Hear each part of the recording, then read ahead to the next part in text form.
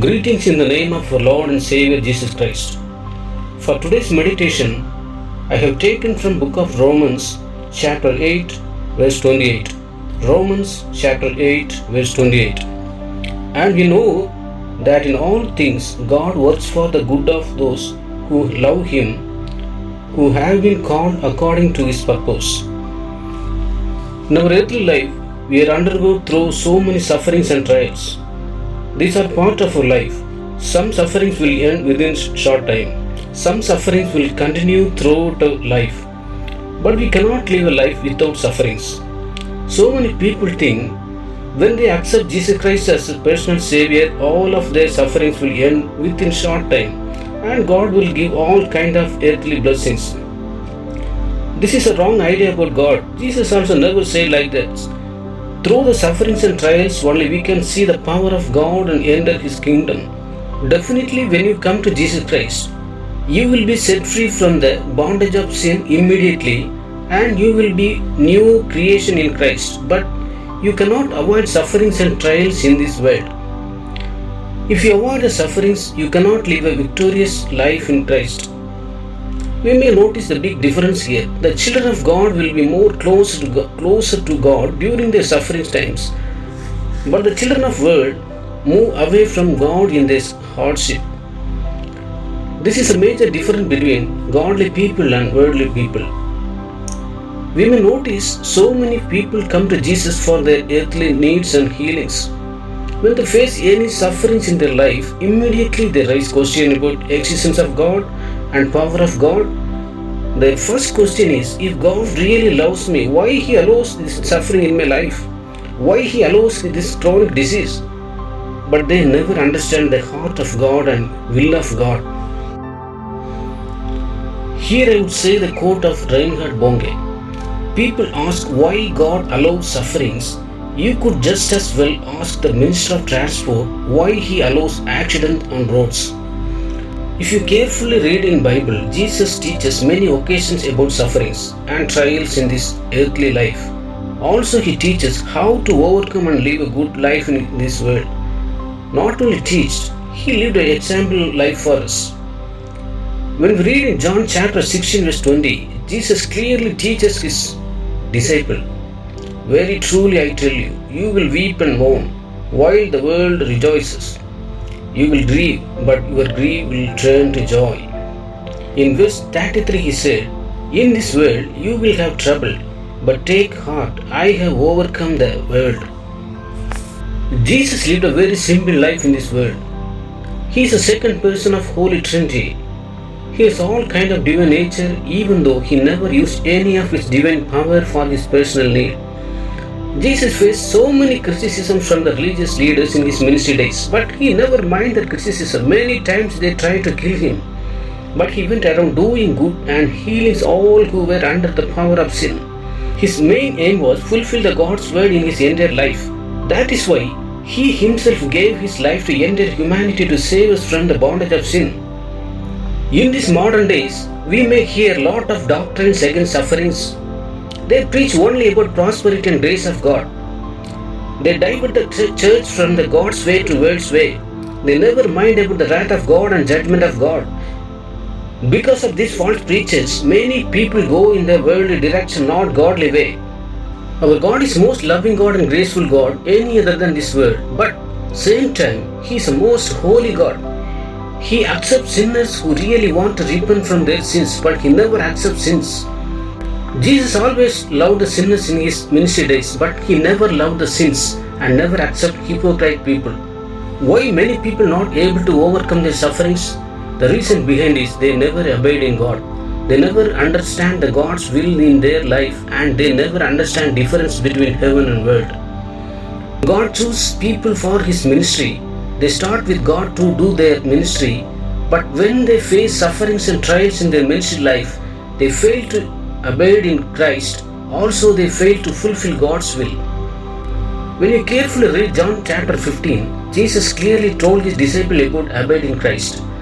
That time they did not understand the real meaning behind that teaching, but they understood after resurrection of Christ. That is why all apostles lived holy life even though they faced many sufferings and trials in this world. Since 2000 years, Christianity has grown by persecutions and trials only. If we study the life of first century Christians, when they accept Jesus Christ as their Savior, the same time they accepted sufferings and trials, afflictions and hardships. But they did not lose their hope in Christ and always obeyed in Christ in their suffering times, because they knew whom they believed. Even Old Testament patriarch lived a life through sufferings. How Job overcame sufferings. In Job chapter 19 verses 25 to 27 says, I know that my Redeemer lives, and that in the end he will stand on the earth. And after my skin has been destroyed, yet in my flesh I will see God.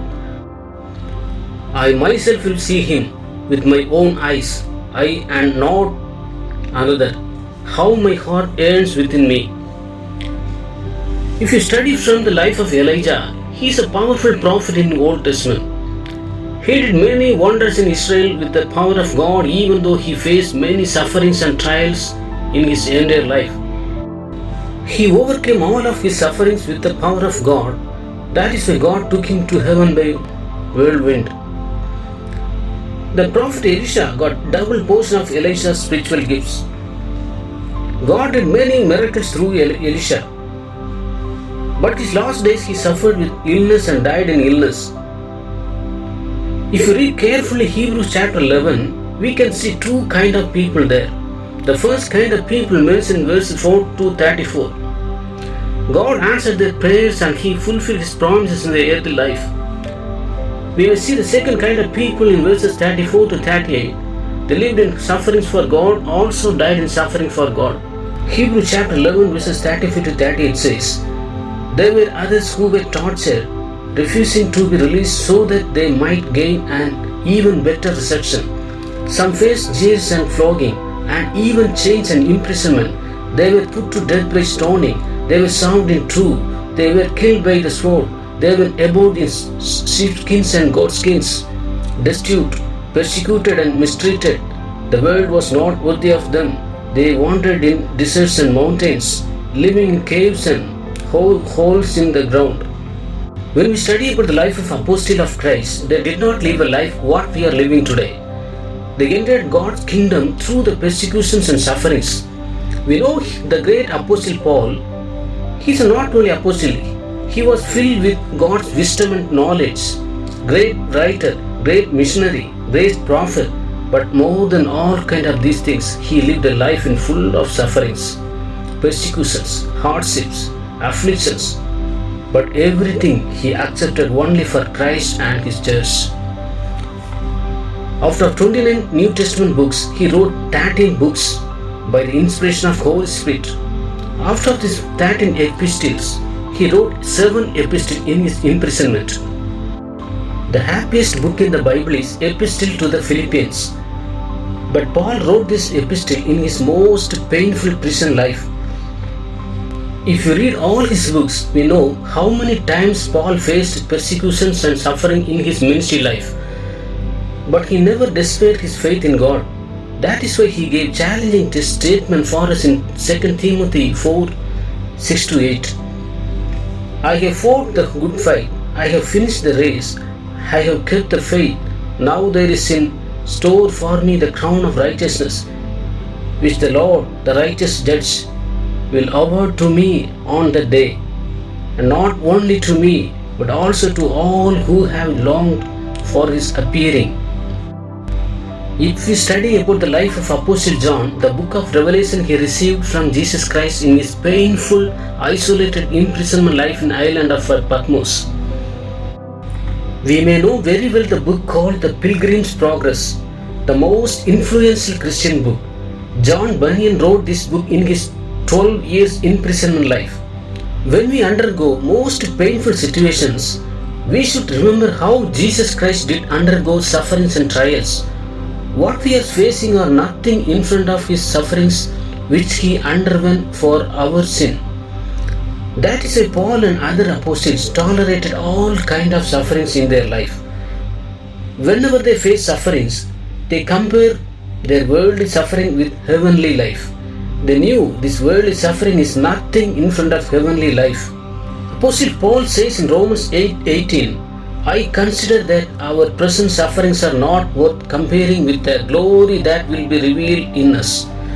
Apostle Peter says in his first epistle, chapter 5, verse 11, and the God of all grace, who called you to his eternal glory in Christ, after you have suffered a little while, will himself restore you and make you strong, firm, and steadfast.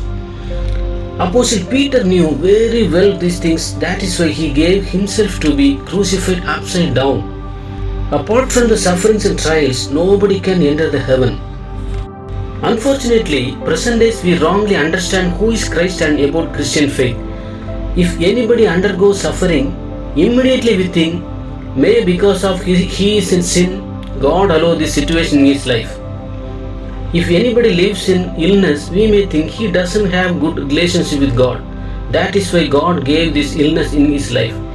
If God minister died with chronic diseases, we may think he did not do faithfully God's ministry. That is why God gave these chronic diseases in his life. Because of these end days, many Christians do not understand who Christ is and also what he has done for us, and also do not understand the scriptures. They are deceived by many false preachers and false prophets. When Jesus answered to his disciple about his second coming in Matthew chapter 24 verses 4-5, watch out that no one deceives you, for many will come in my name claiming I am the Messiah, and will deceive many. He says the same chapter in verse 11, many false prophets will appear and deceive many people. Let's evaluate ourselves today in front of God's presence. We may undergo many sufferings and trials in our life nowadays. We may be affected by chronic diseases. We may live under poverty. We may lose our hope from all sides. We may face so many failures in our life. In the ministry, maybe there is not much growth. We may question about all promises given by God. We may question about God's love. We may question about the existence of God. May this world close all doors, but God will open a new door. Remember one thing. If you look at only the suffering will overcome you. But if you look at the Redeemer, you will overcome the sufferings by Him. If you look at the painful current situation, the situation will change you. But if you look at the controller of the situations, He will change the situation for you.